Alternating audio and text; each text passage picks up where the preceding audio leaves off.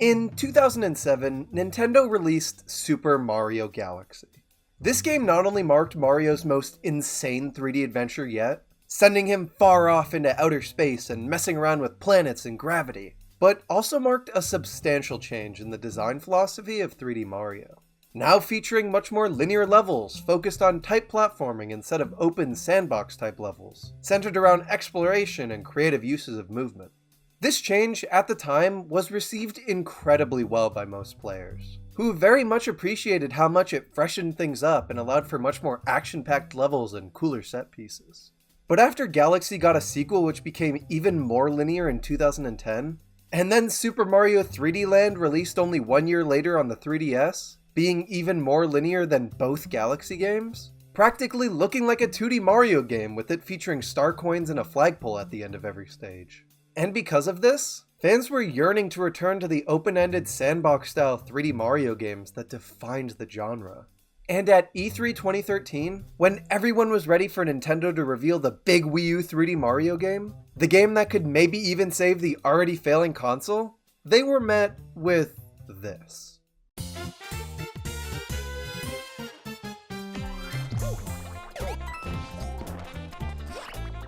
Super Mario 3D World. It's safe to say that a sequel to the absolute most linear 3D Mario game was the last thing everyone wanted Nintendo to reveal at E3 that year. This game just looked like more of the same, with the only real new thing here being the catsuit. But in reality, Super Mario 3D World is so much more than just a 3D Land sequel. This game does so many creative things, and it's genuinely surprising how replayable it is, and how they were able to pack so much unique content into what was initially believed to be just another linear 3D Mario game. And in this video, I want to take a look back at the game, over 10 years later, and really see what makes it such a great and genius entry in the Mario series. My name is Mariomikester, and welcome to a Super Mario 3D World retrospective. Released here in North America on November 22nd, 2013, and later re-released as an enhanced port for the Nintendo Switch on February 12th, 2021, Super Mario 3D World is the sixth mainline 3D Mario game, and serves as a successor to Super Mario 3D Land, improving upon its formula and introducing a ton of new things that set it apart. Development for this game unsurprisingly started shortly after 3D Land's release in 2011, with the main goal the team had being to implement 4-player couch co-op multiplayer to 3D Land's new Super Mario Bros.-esque level design. But since a lot of the groundwork for this game was already laid by 3D Land, the team was able to experiment a ton with cool new gimmicks and level ideas, but also new characters. Since this game would be 4-player, they couldn't just have Mario and Luigi playable, they needed at least 2 more. And at first, the simple yellow and blue toads used in the new Super Mario Bros. Games were the easiest picks. However, producer of the game Yoshiaki Koizumi pitched that Peach be playable, as he felt the Mario series needed more female representation. This idea not only made it so the plot of the game wouldn't be the usual saving Peach deal and could actually be something unique, but also sparked another idea from the team that the character roster could be the same as Super Mario Bros. 2, serving as a homage to that game, with the character's unique abilities coming back as well, with Mario being an all-around character, Luigi jumping higher, Peach floating, and Toad running fast. Yoshi was also pitched as another possible playable character, but was ultimately rejected due to his moves being too similar to other characters' abilities, and it being difficult to give him power-ups. In the end, I think it was a good choice to add Peach instead of Yoshi, as it not only allows Peach to finally go up against Bowser and kick him in the face, but it also lets the initial roster be an amazing callback to Mario too. And I mean, how would the catsuit even work with Yoshi? Oh god. Speaking of the catsuit, the idea for this power-up came very early in development, as the team wanted a close-up attack ability that wasn't just jumping, and they also wanted something that would allow newer players to clear obstacles easier and climb up walls. And after thinking about all those actions they wanted the player to be able to perform, they realized cats were the perfect animal for this. And so the cat bell was born. And Mario was once again able to become a furry. But while the catsuit's idea emerged super early in development, another iconic power-up from this game wasn't conceived until just a few months before the game's release, when a developer accidentally cloned Mario's character model when testing a level. After seeing this hilarious mistake, other members of the team thought it was such a cool mechanic that they ended up scrambling together to implement it last second in the form of the double cherry, even making changes to the final boss fight so that it used it. Super Mario 3D World! Upon starting the game for the first time and creating a save file, you're met with the opening cutscene. It's the night of the Star Festival, and Mario, Luigi, Peach, and Blue Toad are admiring the shooting stars in the night sky, and the beautiful fireworks, until they come across a strange-looking broken pipe along their path. And for probably the first time since the Mario Bros. Arcade game, Mario and Luigi actually use their plumbing skills to fix the strange pipe, until suddenly a bunch of weird items burst out of the pipe, along with a small green fairy. This green fairy warns them of an evil giant green turtle who is capturing all her friends. Until, right on cue, Bowser himself appears, squeezing himself out of the odd pipe, capturing the tiny fairy and descending back down, escaping. Peach, desperate to help the tiny fairy, follows Bowser through the pipe, with the rest of them not far behind. And after a quick ride through this oddly clear pipe, the four are spit out into the Sprixie Kingdom, setting into motion the game and establishing the main plot. I really like this opening. I mean, apart from how pretty the sky looks here with the shooting stars and fireworks, it tells the player the information they need to know in such a colorful way. The visuals here for a Wii U game are great, and the expressiveness the characters have work perfectly with the cartoony art style 3D World goes for. I mean, the way Mario and Luigi fix the pipe, how the characters react to Bowser appearing, and just how silly Bowser looks squished inside the clear pipe, do a great job at setting the goofy tone of this game. But the visuals aren't the only great part of this opening, though.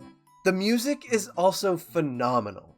Unlike Galaxy 1 and 2 before it, which used a live orchestra in the form of the Mario Galaxy Orchestra team, 3D World takes a different approach to its music, using a live jazz band known as the Mario 3D World Big Band. And in this opening, this jazz band does an incredible job at setting the atmosphere, but more importantly, establishing Bowser's much more stylish, show-offy vibe he has in this game. He still, of course, is the silly villain we all know and love, but now he's gotten a lot cooler. And I really love how he's portrayed in this game, and specifically this opening. Heading into the first level though, this stage is a great place to test out the 4 different playable characters you have when you first start the game. As I mentioned earlier, each character has a unique playstyle different from each other, which is something I love. Instead of all controlling the same like in the new Super Mario Bros. Games, the characters here have distinct attributes which reflect their personality and character traits. Mario is all around good at everything, showing his experience as the main character of the series, and is a safe pick for new players. Luigi, being slimmer and taller than his brother, jumps a bit higher than him, and due to his slimness, falls a bit slower. However, due to his clumsiness, is very slippery, and can be pretty hard to get the hang of. Peach, due to her dress, can't run as fast as the rest of the characters, but can use it to float in the air for a short period of time, showcasing her elegance as a princess.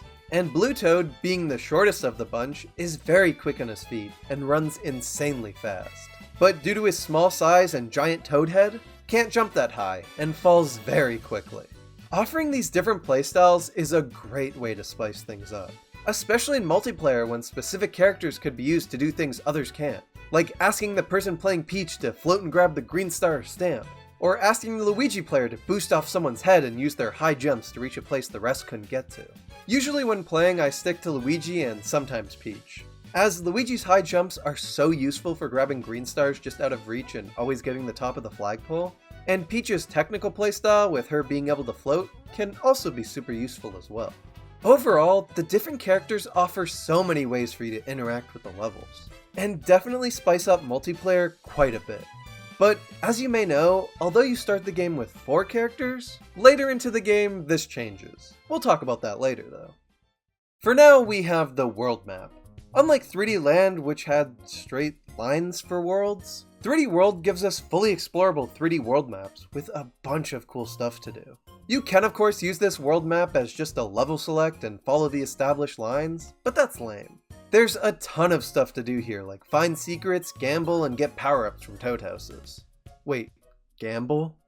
Yes, one of the many things you can find on the world maps in this game are the slot machines. And upon entering these machines, you get a chance at winning big by matching the power-up icons on the slots. And while most times you'll only leave here with a measly 100 or 200 coins, chump change to an avid Mushroom Kingdom gambler, If you jump to the beat of the music here, you can actually quite easily match 4 of the same power-up icons and win the jackpot. And when I found this out in 2014, 9-year-old me became the richest person in the entire Sprixie Kingdom. Jokes aside though, these slot machine rooms are so fun. The music being a jazzy rendition of the character select theme from Mario 2, and the overall vibe here do a great job at just showing off how unique this game is. Like, why are there random slot machines that show up on the world map that can give you a ton of coins? I don't know, but I love them!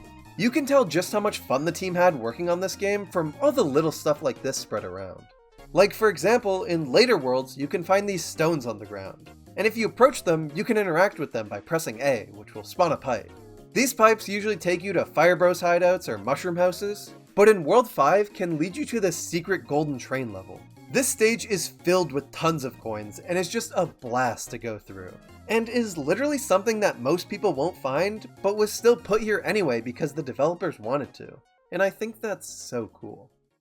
Enough about world maps though. I think it's time we get into the most important part of this game, the levels themselves. One of the best things about the levels in this game is that everyone has a gimmick, and they never overuse or drive these ideas into the ground, and instead keep constantly introducing new ones. I mean, the amount of ideas you'll see thrown at you just between the first and second world is more than you see throughout the entire runtime of a new Super Mario Bros. Game, not counting DS of course. And for a game that is said to have taken a lot of inspiration from that series, is honestly quite surprising. And even though I obviously won't be able to cover every level, I do want to highlight some of my favorites. Starting off with Fuzzy Time Mine. This stage spares no time for introduction, and from the moment you start it, you're immediately met with the threat of the rising Fuzzy Storm chasing after you, with the music urging you to move quickly. However, as quickly as you want to move, you can't, as in order to heighten the stakes of this stage, the level is an auto-scroller. And while at first that may seem annoying, it makes the stage a lot more interesting. Playing this level in multiplayer is always so funny, as everyone is scrambling to collect everything, but also trying to, not be swallowed by the giant fuzzy virus, and leads to a level that in single player or multiplayer is always fun. Another level I really love is Shadow Play Alley.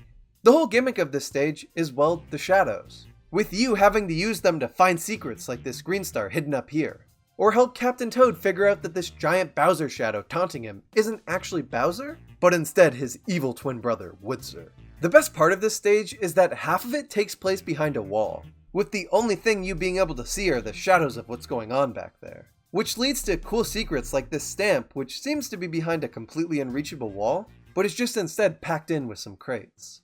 And moving on, we have Hands-On Hall. This level is based on old traditional Japanese dojos, with the music here reflecting this, being one of the coolest songs in the game. Using the Wii U gamepad or pointer on the Switch version, you can slide open the shoji to reveal a path forward, or just fight a group of enemies. There's also these Bowser gongs you can hit, and I just love that. This stage also features an outdoor section where you scale your way to the top section of the dojo, collecting the key coins and avoiding the spikes. I absolutely adore when stages have unique themes like this. I mean, a cool gimmick is awesome enough, but the actual level itself having a unique dedicated theme, and in this level's case, unique music track as well, just makes it stand out so much more to me, and I will never not enjoy revisiting this stage. Moving on, the last level I want to highlight is Sprawling Savannah. You know how I said earlier that after 3D Land made things even more linear, fans were begging for another open sandbox style 3D Mario? Well, Sprawling Savannah uses that as its gimmick, and as the name implies, is a giant sprawling savanna level, where you can explore this big open area to find secrets and collectibles. This is so cool. Using something like this as a gimmick showcases just how creative the 3D World team got with this game, and is something I will always appreciate about it. Overall, 3D World has some absolutely phenomenal stages. And even though I wasn't able to highlight every amazing one, honorable mention goes out to the Mario Kart theme track Mount Mustache. The sheer level of uniqueness here makes this one of the most replayable Mario games. But while the main game stages are great, they aren't the only levels here. Yes, making his first playable debut, Captain Toad is a playable character here. and features a handful of unique levels completely different from everything else in the game. These levels are bite-sized diorama type stages, and see Captain Toad navigating around using the environment to elevate him, as his whole gimmick is that he's super slow and can't jump. At first glance, these seem really out of place here. I mean, no jumping in a Mario game, but they actually work really well as their own thing, and near the end get really fun despite being so different from the main game. The team had so many leftover ideas for Captain Toad as well, that they ended up making an entire game around it 1 year later in the form of Captain Toad Treasure Tracker, which is just crazy. I absolutely love the design of these stages. They're so cute, and a great change of pace from time to time. The only downside is that in the Wii U version, since these levels sometimes required the touchscreen, only one person could play. However, in the Switch port with the introduction of the pointer, this was changed, and now up to 4 people could play the Captain Toad levels. And it's hilarious seeing everyone fight for the camera here to see where they're going. Overall, these handful of stages are great, and it's cool to see Captain Toad get big representation in this game. Speaking of multiplayer in the Captain Toad levels though, the actual multiplayer in general in 3D World is amazing. Like I mentioned earlier, a big goal of the team early into this game's development was to implement New Super Mario Bros.-esque 4-player couch co-op into a 3D game. And if I'm being completely honest, the multiplayer here works better than those games. A big issue I have with 4-player co-op in New Super Mario Bros. Games is that while it's super fun to get a group of friends together to play, it's hard to play for more than 30 minutes as it's way too chaotic, and there's not enough room for everyone to do what they want to. With 3D World, however, this issue is fixed with, well, the introduction of the third dimension, giving players so much more space to goof around, and actually be able to do stuff without bumping into another player every 5 seconds. And regardless of if you're playing with 1, 2, or 3 other people, the multiplayer here is Mario Couch Co-op at its best. Not encouraging you to sabotage or get in the way of your— oh my, how did they beat me? The ranking system. At the end of every stage in multiplayer, the score each player got individually is tallied up, and a crown is given to the person with the highest score. The best way to get score is by collecting green stars, stamps, and reaching the top of the flagpole. And this simple but evil system has caused fights to erupt across the world, and I love that. Sabotage was something people kinda just did to their friends for fun in the new Super Mario Bros. Games. But here, it's actively encouraged by the ranking system. And with the much more open levels here because of this being a 3D game, the chaos can get absolutely crazy in the best way possible. Super Mario 3D World's multiplayer will always be a blast. And with the Switch version allowing you to play with friends online, no one is safe from being terrorized in this game. Speaking of the Switch version though, I wanted to take a minute to highlight some of the amazing changes it made to the game. Obviously there's Bowser's Fury, a completely separate single-player side mode that was this game's main selling point on Switch, but there were actually quite a few changes made to 3D World itself. Of course there's the 4-player Captain Toad levels and online multiplayer I mentioned earlier, but there's also a bunch of small changes that just make this game a complete package.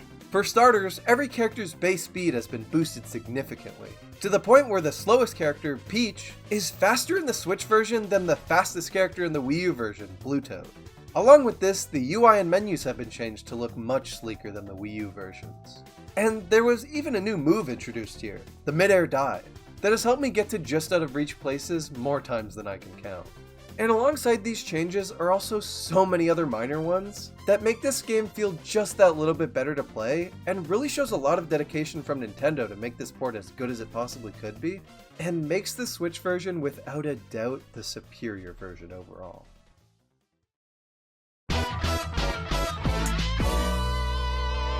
Bowser's portrayal in this game is easily one of, if not my favorite depiction of him in the entire Mario series. His jazzy theme, newfound confidence, and oh my god, when did Bowser get a pimp muscle car? Instead of feeling like a genuine threat like he did in the Galaxy games, here he's more of a cartoony mob boss villain, and drives this crazy muscle car that yes, I own the Lego set of. And during your first encounter with him at the end of World 1, he sits in the back of this thing, throwing explosive soccer balls and shooting fireballs at you. This is a great first fight, as it's not only super fun to smack Bowser in the face with the soccer balls and admire his purple muscle car, but the visuals here are incredible, and leads to me sometimes dragging this fight on just so I can look at the background. Bowser isn't the only boss you fight in this game though. Throughout the different castles and boss levels here, you'll encounter returning bosses like Boom Boom and Pom Pom who have pretty decent fights, but also super cool new ones like Histocrat and Motley Boss Blob, with Histocrat's fight and theme reinforcing the cartoony and jazzy vibes of this game so much. I also love how you fight some of these bosses on a stage, with lights coming on when enemies appear, almost like it's a show being watched. And all of the jazzy showmanship Bowser and his minions ooze throughout the entirety of the game comes full circle in the final world of this game. No, not this world, the final world.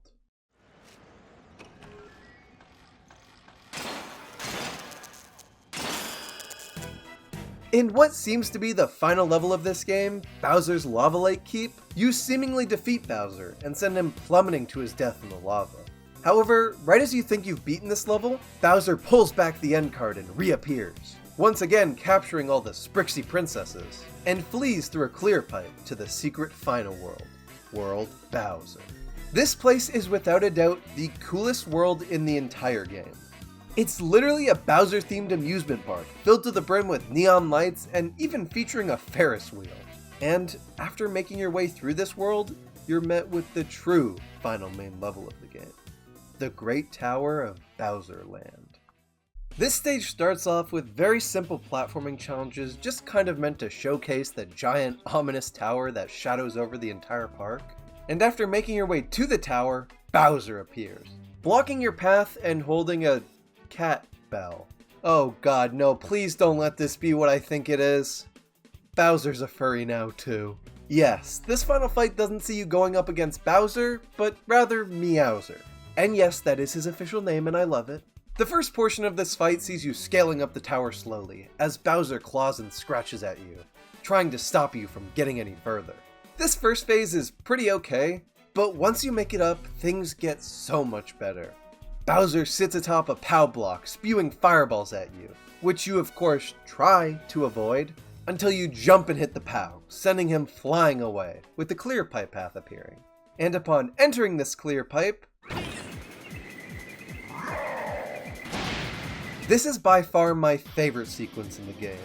The music kicking in and Bowser reappearing, animalistically chasing you up the tower, and seeing the neon red light appear off screen when he uses the double cherry, it's amazing. And climbing up the final portion of the tower as tens of Bowsers appear from the walls and chase you relentlessly, before you finally reach the top of the tower and hit the POW block 4 times in a row, blasting Bowser away like Team Rocket, will never not be satisfying, and serves as an insanely action-packed end to a marvelous game.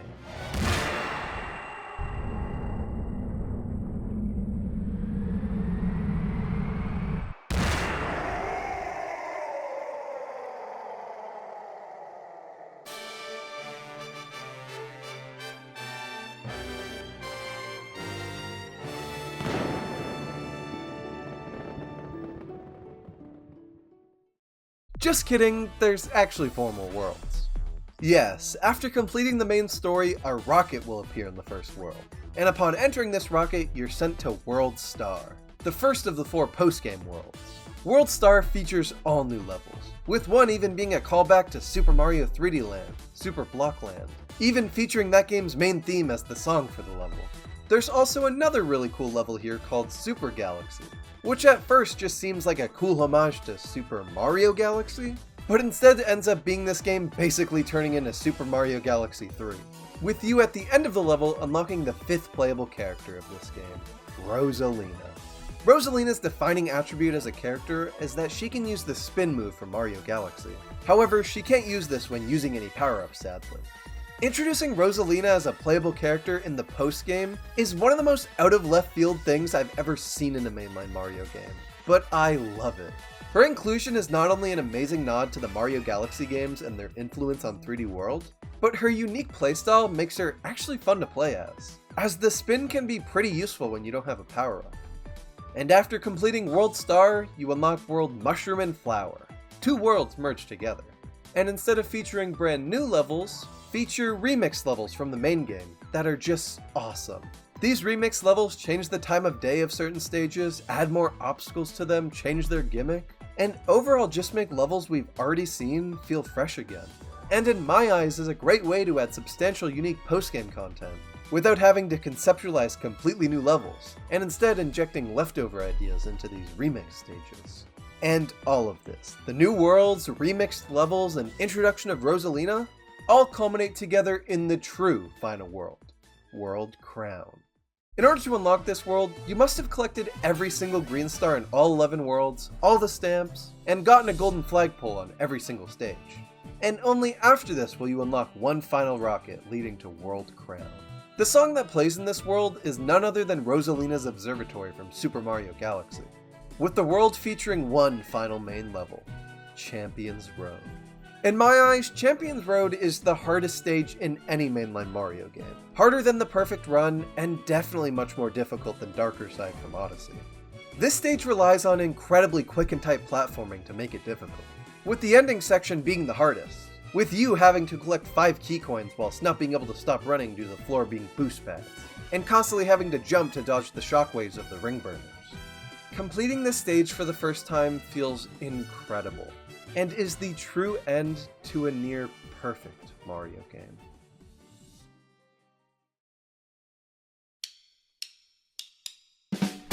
Super Mario 3D World was the last game fans wanted to see Nintendo announce as the Wii U's big 3D Mario game. I mean, a follow-up to the most linear 3D Mario yet? This game surely wasn't going to be good. But when most people gave up hope on the game before it even came out, Super Mario 3D World delivered, and is an essential Mario game that any person who just likes video games should play at least once. This game is constantly showering you with new ideas, and just when you think it would start to slow down and get unoriginal, it throws a curveball at you and starts having you board Bowser's bullet train, and fighting a fat snake whose jazzy theme can't keep you from not at least nodding your head to the song. The soundtrack here is one of the best in Nintendo's history. The Mario 3D World Big Band did an amazing job at bringing the Sprixie Kingdom to life, with their incredible jazz performances.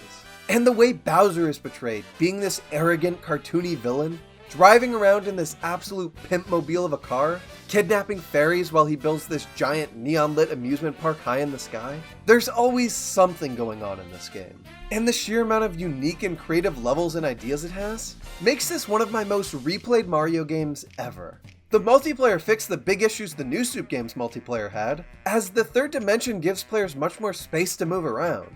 And the ranking system at the end of each level will always keep friends engaged and wanting to mess with each other.